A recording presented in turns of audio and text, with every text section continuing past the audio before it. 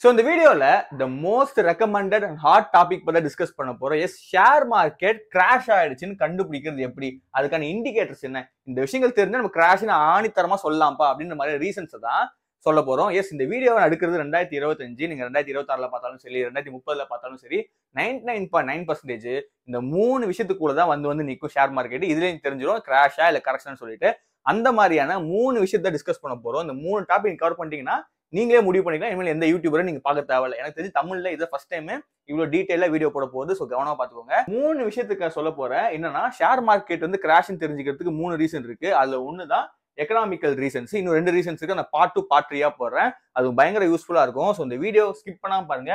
கொஞ்சம் லென்த்தியா தான் இருக்கும். நீங்க ஷேர் மார்க்கெட்ல வந்துட்டீங்க அப்படின்னா எஜுகேஷனுக்கு கொஞ்சம் டைம் ஸ்பெண்ட் பண்ணலன்னா நீங்க ஷேர் மார்க்கெட்ல இருக்கிறதுக்கான வேல்யூவே கிடையாது. சரிங்களா?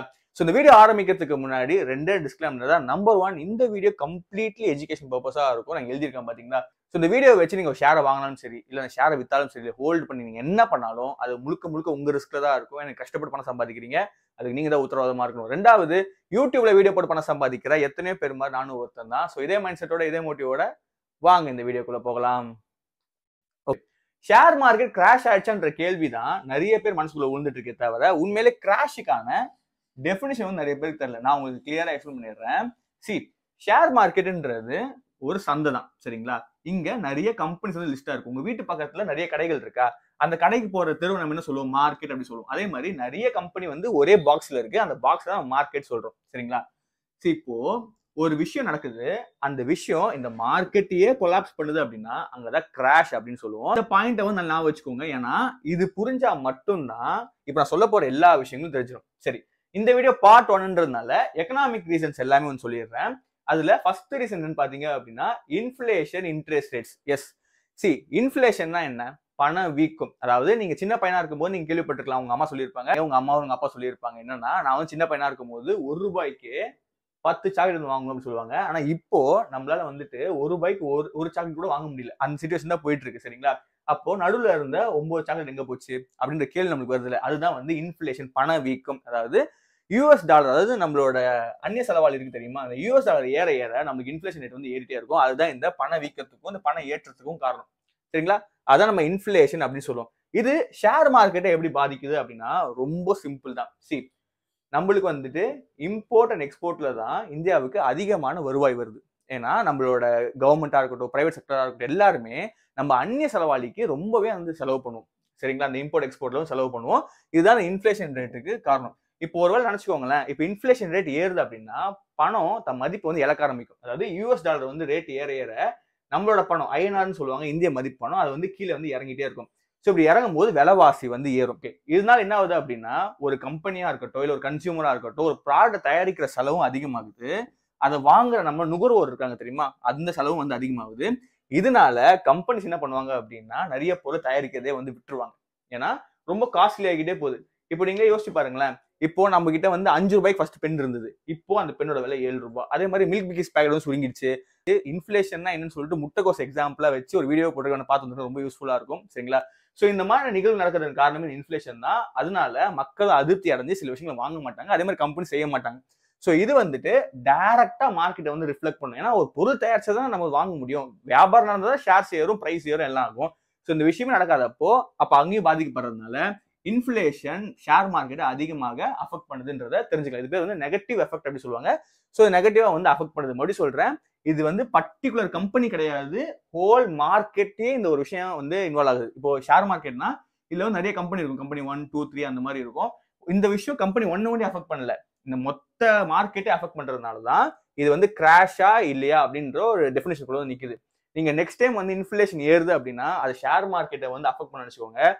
இன்ஃப்ளேஷன் சொல்லப்படுற ஒரு நியூஸ் வெளில வருது, அப்போ ஷேர் மார்க்கெட் வந்து 5% கீழே விழுது அப்படின்னா நீங்க நோட் பண்ணணும் என்ன மாதிரி டியூரேஷன்ல வந்து கீழே விழுது. ஃபார் எக்ஸாம்பிள் நல்ல ஹெல்த்தியான ஒரு மார்க்கெட் 5% கீழே விழணும் அப்படின்னா கிட்டத்தட்ட 3ல இருந்து 6 மாதங்கள் ஆகும். இதுவே இந்த 5% ஒரே வாரத்திலயோ இல்ல 3 வாரத்திலயும் நடந்துருச்சு அப்படின்னா அங்க இன்ஃப்ளேஷன் வந்து ஸ்டார்ட் ஆகுது. ஸோ மார்க்கெட் கிராஷ் ஆகுதுக்கான இண்டிகேட்டர் வந்து ஸ்டார்ட் ஆகுது. எல்லாமே இண்டிகேட்டர் தான். சரிங்களா? ஸோ இண்டிகேட்டர் வந்து ஸ்டார்ட் ஆகுது. இதனால இன்ட்ரெஸ்ட் ரேட்ஸ் அதிகமாகுது அப்படின்னு அர்த்தம். அதாவது அந்நிய செலவாளி அதிகமாகுது, வாங்க கொள்ள விற்க கொள்ள செலவுலாம் வந்து அதிகமாகிறதுனால தான் நடக்குது அப்படின்றத தெரிஞ்சுக்கோங்க. இப்போ வந்துட்டு 2வது ரீசன் பார்த்தலாம், ஜிடிபி வந்து ஸ்லோ டவுன் ஆகும். சரிங்களா? இது வந்து நீங்க முக்கியமா பார்க்கணும். ஜிடிபின்னு சொல்லிட்டு நீங்க நிறைய நியூஸ் பேப்பர் சொல்லி கேள்விப்பட்டிருக்கலாம். ஜிடிபினா என்னன்னா குட்ஸ் டொமஸ்டிக் ப்ராடக்ட்ஸ். சரிங்களா? அதாவது ஒரு கம்பெனி தான் ப்ராடக்டை எவ்வளவு தயாரிக்குது அப்படின்றது தான் இந்த குட் டொமஸ்டிக் ப்ராடக்ட்ஸோட ஒரு டெஃபினிஷன். ஃபார் எக்ஸாம்பிள், இப்போ ஒரு கார் கம்பெனி எடுத்துக்கோங்க. இப்போ அந்த கார் கம்பெனி ஒரு வருஷத்துக்கு 100 கார் தயாரிக்குது அப்படின்னா அதோட ஜிடிபி 100% நினைச்சுக்கோங்க. சரிங்களா? அதாவது மேக்ஸிமம் பொட்டன்ஷியல் புல் பண்ணுது. இப்போ அடுத்த வருஷம் அது சரிபாதியா குறைஞ்சு 50% இருக்கு அப்படின்னா அப்போ கம்பெனி அதோட டெவலப்மெண்ட் காசு செலவு பண்ணல, தன்னோட ப்ராடக்ட் இருக்கிற ப்ராடக்ட் உருவாக்குறது கூட பணம் செலவு பண்ணல அப்படின்ற ஒரு விஷயம் தெரிஞ்சுக்கோங்க. இதனால ஜிடிபி வந்து அடிவாங்கும். இந்த ஜிடிபின்றது இந்தியா ஃபைனான்ஸ் இருக்கு தெரியுமா, அதாவது ஒட்டுமொத்த இந்தியாவுக்கு ரொம்ப முக்கியம். ஏன்னா நம்ம மொத்த எக்கனாமியே பிசினஸ்மேன்ஸ் நம்பி தான் இருக்கு. இதனால ஜிடிபி வந்து அடிவாங்கும். ஸோ இதனால மார்க்கெட் வந்து அஃபெக்ட் ஆன வாய்ப்புகள் இருக்கு. மறுபடியும் சொல்றேன், இது ஒரு கம்பெனியோட லாஸ் கிடையாது, ஒட்டுமொத்த மார்க்கெட்டோட லாஸ். சரிங்களா? Economic reason. இது வந்து உலகம் முழுக்க நடக்கிறது, இல்ல இந்தியா முழுக்க நடக்கிறதுனால அஃபெக்ட் ஆகிற ரீசன். சரிங்களா? மூணாவது, அன்எம்ப்ளாய்மெண்ட்டும் லோவர் ஸ்பெண்டிங் வந்து அதிகமாகும். அதாவது அன்எம்ப்ளாய்மெண்ட்னா வேலையை விட்டு நிறைய பேர் வெளியேற்றப்படுவாங்க. இப்போ கூட சமீபமா நீங்க பார்த்திருக்கலாம், 800 பேர் வந்து லே ஆஃப் பண்ணிட்டாங்க. அப்புறம் வந்து 10,000 பேருக்கு ரிசைன் பண்ணிட்டாங்க. அதாவது ரிசைன்னா அவங்க பண்ண வச்சிருக்காங்க. சரிங்களா? இது வந்து பெருசா வெளில வரல, பட் இதுதான் உண்மை. ஸோ இந்த மாதிரியான அன்ஃபேர் சிச்சுவேஷன்ஸ்லாம் நடக்கும்.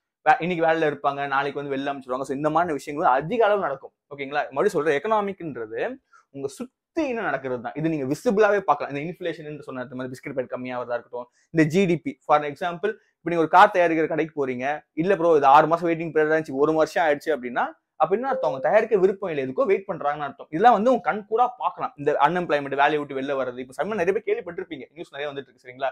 ஸோ அன்எம்ப்ளாய்மெண்ட் ரேட் அதிகமாயிட்டுன்னு சொல்லலாம். அதுக்கப்புறம் லோவர் ஸ்பெண்டிங், அதாவது இப்போ நிறைய பேர் வருமானம் கிடையாது, அதே மாதிரி ரொம்ப இன்ஃபிளேஷனால ரேட்லாம் ஏறிட்டு இருக்கிறதுனால அவங்க அத்தியாவசியத்துக்கு மட்டும் செலவு பண்ணுவாங்க. பைக்லேயே வந்துட்டு ரொம்ப நேரம் சுற்றுற ஒரு ஆளா இருந்தா என்ன பண்ணுவாங்க அப்படின்னா, பெட்ரோல் பிரைஸ்க்காக பைக் வந்து கட் பண்ணுவாங்க, நடந்து போவாங்க, இல்ல பஸ்ல போவாங்க. அதுக்கப்புறம் என்னன்னா ரொம்ப ஃபேன்சி ஃபுட்ல சாப்பிட மாட்டாங்க. அன்னைக்கு 3 வேளை சோறு இன்னமும் அதை ஒண்ணி சாப்பிடுவாங்க. ஃபார் எக்ஸாம்பிள் ரைஸா இருக்கட்டும், சப்பாத்தியா இருக்கட்டும், அந்த மாதிரி விஷயம் பண்ணுவாங்க. ஹோட்டல்ஸ்க்கு அதிகமாக போக மாட்டாங்க. ட்ரெஸ்ஸை வந்து ரொம்ப மினிமலான அமௌண்ட்ல வாங்குவாங்க. ஸோ இந்த மாதிரி விஷயங்களை வந்து பண்ண ஆரம்பிப்பாங்க. சரிங்களா? அதுதான் அன்எம்ப்ளாய்மெண்ட் அண்ட் லோவர் ஸ்பெண்டிங் சொல்லுவோம். ஸோ நல்லா யோசிச்சு பாருங்க. நான் சொல்ல நீங்களே உங்களுக்கு அறியாம இதை நீங்க பண்ணிட்டு இருக்கீங்க. ஓகேங்களா? அதே மாதிரி உங்க வேலை பிரஷர் அதிகமா இருக்கும், விட்டு வந்துடலாமான்லாம் யோசிச்சுட்டு இருப்பீங்க தெரியுமா? எல்லாத்துக்கும் காரணம் வந்து இதுதான். நான் மறுபடியும் சொல்றேன், ஐ திங்க் ஸோ. இப்போ நான் 3 பாயிண்ட் கவர் பண்ணியிருக்கேன். இந்த 3 பாயிண்ட்டுமே உங்களை நான் கூட லைவா கனெக்ட் ஆகிற மாதிரி தான் இருக்கு. ஸோ இந்த 3த்துலயுமே அஃபெக்ட் ஆறீங்க அப்படின்னா நான் வச்சுக்கோங்க, மார்க்கெட் கிராஷுக்கான சில இண்டிகேட்டர்ஸ் அப்படின்றத நினைச்சுக்கோங்க. சரிங்களா? ஸோ 4வது முக்கியமான பாயிண்ட் என்னன்னா மார்க்கெட் வாலடைல் அப்படின்னு சொல்லுவாங்க. அதாவது ஷேர் மார்க்கெட்ல நீங்க எந்த ஷேரை பார்த்தாலும் மேலே கீழே வந்து கிராஃப் போயிட்டே இருக்கும். சரிங்களா? இதுக்கு அர்த்தம்னு சொல்லி நிறைய விட சொல்லியிருக்கேன், இருந்தாலும் ஒரு தடவை சொல்றேன். நீங்க ஷேர் மார்க்கெட்ல ஒரு ஷேரை வாங்குனீங்க அப்படின்னா அது பிரைஸ் ஏறும். அது கும்பலா வாங்குனீங்கன்னா மேலே ஏறும்.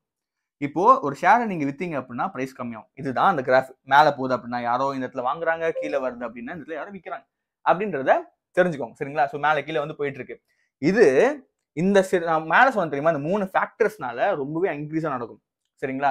எப்போ ஒருத்தர் வந்து விற்பாங்க அப்படின்னா 2 விஷயத்துல மட்டும்தான். ஒண்ணு, அவர் எதிர்பார்த்ததை விட அதிகமான ப்ராஃபிட் கிடைச்சிச்சு அப்படின்னா அதை வித்துருவாங்க. இல்ல அப்படின்னா ஓவர் வேல்யூட் அப்படின்னு சொல்லப்படுற ஒரு விஷயம் நடக்கும்போது வித்துருவாங்க. அது என்னடா ஓவர் வேல்யூட் அப்படின்னா, இப்போ ஒரு ஷேரு இல்ல ஒரு மார்க்கெட்டே சொல்ற நிஃப்டியா இருக்கட்டும், சென்செக்ஸா இருக்கட்டும், ஒரு வருஷத்துக்கு 15% தான் பண்ணும் அப்படின்னா, இப்போ அதே வருஷத்துல அது 30% பண்ணுச்சு அப்படின்னா எந்த இன்வெஸ்டர்ஸும் வந்துட்டு, அதாவது மார்க்கெட் வந்து நல்ல இன்வெஸ்டர் சந்தோஷப்பட மாட்டாங்க, பயப்படுவாங்க. என்னன்னா இது ஓவர் வேல்யூட், இல்லைன்னா வந்து ஓவர் ஹீட்டட் சொல்லுவாங்க. தகுதியை விட அதிகமா ப்ராஃபிட் கொடுத்துருக்கு. ஸோ இந்த இடத்துல விற்கிறதுக்கான வாய்ப்புகள் அதிகமா இருக்குன்னு நினைப்பாங்க. ஸோ வித்தாங்க அப்படின்னா இந்த இடத்துல டம்முன்னு ஷேர் வந்து கீழே இறங்கிடும். சரிங்களா? ஸோ இந்த மாதிரி சிச்சுவேஷன் நடக்கிறது தான் நம்ம மார்க்கெட் வாலடைல் அப்படின்னு சொல்லுவோம். ஸோ இந்த மாதிரி ஏறி இறங்குற மேட்ரு ரொம்ப விசிபிளாவே தெரியும். இப்போ நீங்க ஷேர் மார்க்கெட் நீங்க எந்த ஸ்டாக்கோட கிராஃப் பார்த்தாலும் 99.9% கீழே கீழே கீழே கீழே கீழே தான் போயிட்டு இருக்கும். இப்போ என்னன்னா எஃப்ஐஎஸ் அண்ட் டிஐஎஸ் இருப்பாங்க. இவங்க யாருன்னா foreign institutional investors and domestic institutional investors. நம்மளோட பிரதானமான பங்குகள் யார் வச்சிருக்கான்னு பாத்தீங்க அப்படின்னா ஃபாரின் இன்ஸ்டிடியூஷன் தான். ஏன்னா அவங்க தான் வந்துட்டு அந்நிய செலவாளிகள் ரொம்ப ஹையஸ்ட் ஆகும். யூஎஸ் டாலர் வந்து கிட்டத்தட்ட 100 ரூபா ரீச் பண்ண போகுதுன்ற மாதிரி சென்செக்ஸ் சொல்லுது. ஸோ மேபி இருக்கலாம். அதனால வந்து அவங்க அதிகமான பங்குகள் வச்சிருப்பாங்க. ஆனா இப்போ ட்ரம்ப் டிராபிக் இஷ்யூ இருக்கு தெரியுமா, அதாவது டாக்ஸ் அதிகமாக்கணும் உடனே யூஎஸ் கிட்டத்தட்ட இந்திய மதிப்போட அதிகமாக டாலர் போயிட்டு இருக்கு. அங்கேயே ஓவர் நடக்குது. சரிங்களா? அதனால எல்லாருமே டொம்முன்னு விற்க ஆரம்பிக்கிறாங்க. அதனால கீழே வந்துட்டு இருக்கு. இந்த டிஐஸ்ன்றவங்க நம்ம ஊர்ல இருக்க வெயிட் தலைங்க, அவங்க வாங்கினாதான் அடுத்தது மேலேயே வரும். இது வந்து ஒன் ஆஃப் த ரீசன். சரிங்களா? ஸோ இந்த மாதிரியான வால்டிலிட்டி நடக்கும். இது அவங்களுக்கு மட்டும் இல்லை, நம்மளுக்கும் தான். இப்போ நம்ம ரீட்டைல் இன்வெஸ்டரா இருக்க நம்மளுக்கு என்ன, ஐயோ பிரைஸ் வந்து கம்மியாயிட்டே இருக்கு, வந்த வரைக்கும் சூட்டிப்போம் அப்படின்னு சொல்லிட்டு நம்மளால விற்க ஆரம்பிச்சிடும். இது ஃபோமோ அப்படின்னு சொல்லுவாங்க.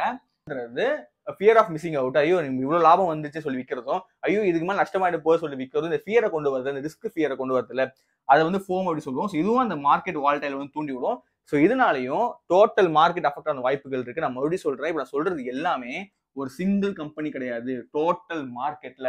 அதாவது ஒரு கம்பெனி தெளிவாக இருந்தும், அந்த கம்பெனி கரெக்டா முயற்சி பண்ணிக்கிட்டு இருந்தும், அது மேல எந்த டிஃபால்ட்டும் வரல, அப்படி இருந்தும் அந்த ஷேர் கீழே விழுது, மார்க்கெட்ல இருக்க பிரைஸ் கம்மியாகுது, நிஃப்டி இறங்கு, சென்செக்ஸ் இறங்குது அப்படின்னா market is under a pressure, it may be lead to a crash market. நான் மறுபடியும் சொல்றேன், இன்னொரு ப்ரோ டிப் தரேன், இது என்னோட பர்சனல் சஜஷன் தான்.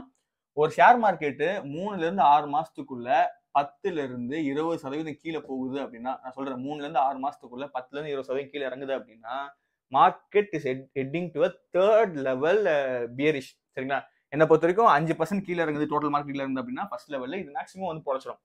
ஓகேங்களா? நெக்ஸ்ட் ஒரு 7-8% கீழே இருந்துச்சு அப்படின்னா second percentage, okay, second level of market down. But still 10-20% இறங்குது அப்படின்னா market is under third level bearish. இதுக்கு மேல வந்து போச்சுன்னா கிராஷ் தான். அப்சல்யூட்லி 25-30% வந்து அப்சல்யூட் கிராஷ், ப்ராஃபிட்டே வந்து மேக் பண்ணல அப்படின்னு அர்த்தம். ஓகேங்களா? ஸோ இதை ஞாபகம் வச்சுக்கோங்க. ஸோ 5வது ரீசன் பாத்தீங்க அப்படின்னா பிளாக் ஸ்வான் மூமெண்ட் தான். பிளாக் ஸ்வான் மூமெண்ட் அப்படின்னா நம்ம கையில இல்லாத ஒரு விஷயம், அதாவது ஜியோ பாலிட்டிக்ஸா இருக்கலாம். இப்போ ஃபார் எக்ஸாம்பிள் ரஷ்யா ஈரான் போரா இருக்கலாம், அந்த மாதிரி நிகழ்வுகள் அப்படின்னு நிலநடுக்கம், சுனாமி, இந்த மாதிரி சில விஷயங்கள் வந்தும் ஷேர் மார்க்கெட் வந்து கொலாப்ஸ் பண்ணும். ஃபார் எக்ஸாம்பிள் சொல்றேன் பாருங்களேன், ஒரு ரீசனா இருக்கலாம், ரெண்டாவது வந்து பாலிட்டிக்கல் ரீசனா இருக்கலாம். அதாவது இப்போ யூஎஸ் நம்ம மேல ஒரு ப்ரெஷரா இருக்கட்டும், அது எல்லாமே பிளாக் ஸ்வாம் சொல்லப்படுற அந்த மொமெண்ட் குள்ள தான் வரும். இது வந்து அன்சர்டனிட்டியா அன்அக்கேஷன் நடக்கிற விஷயங்கள். சரிங்களா? இதனாலையும் டோட்டல் மார்க்கெட் வந்து அஃபெக்ட் ஆகும் அப்படின்னு தெரிஞ்சுக்கோங்க. எப்பவுமே நீங்க நியூஸ் பேப்பர் படிச்சீங்க அப்படின்னா வெறும் எக்கனாமிக் டைம்ஸ்ல இருக்கு பிசினஸ் பேஜ் படிச்சுட்டு போவாதீங்க. இந்த மாதிரி எல்லாத்தையும் வந்து படிங்க. ஏன்னா ஒரு பிசினஸ்ன்றது இந்த உலகத்துக்குள்ளதான் இருக்கு. ஸோ இந்த உலகத்துல என்ன நடந்தாலும் அந்த பிசினஸ் வந்து பாதிக்கிறதுக்கான வாய்ப்புகள் அதிகமா இருக்கு. அப்போ நீங்க எந்த அளவுக்கு ஒரு பிசினஸ் நீட்டா பார்க்கணும். ஏன்னா நிறைய பேர் நான் பார்த்திருக்கேன் நியூஸ் பேப்பர்ல ஜஸ்ட் பிசினஸ் பேஜ் படிச்சுட்டு போயிடுவாங்க. ஷேர் மேல கீழே இறங்கி இருக்கு, இந்த கம்பெனி வருது போதுங்க. இதை தாண்டி நீங்க பார்க்கணும் அப்படின்னா லோக்கல் நியூஸ், இன்டர்நேஷனல் எல்லாம் பார்த்தா மட்டும்தான் ஒரு கம்பெனி நல்லா வருமா வராதா, அவங்க மேல ப்ரெஷர் இருக்கா இல்லையான்றது தெரியும்.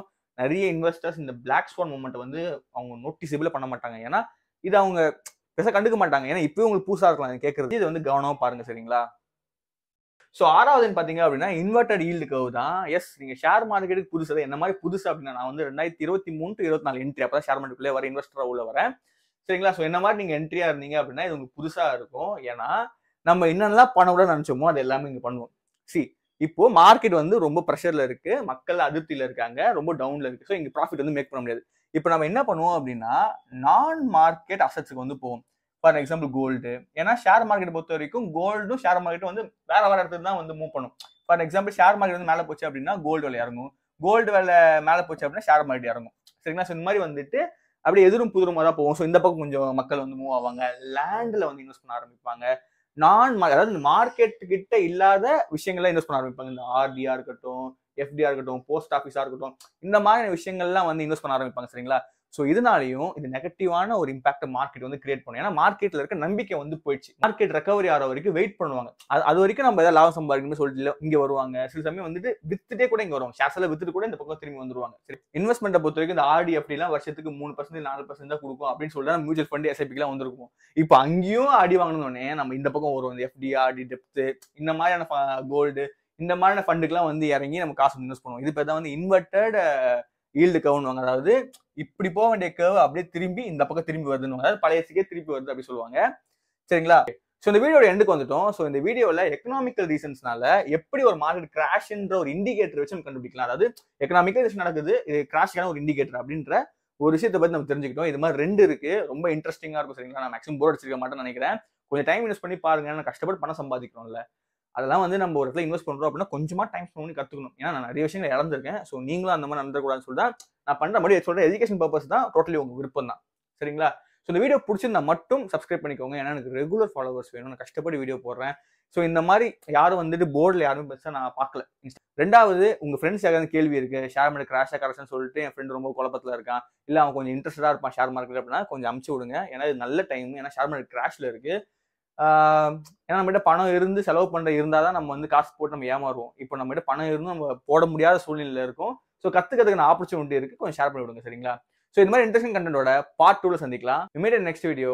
Bye bye.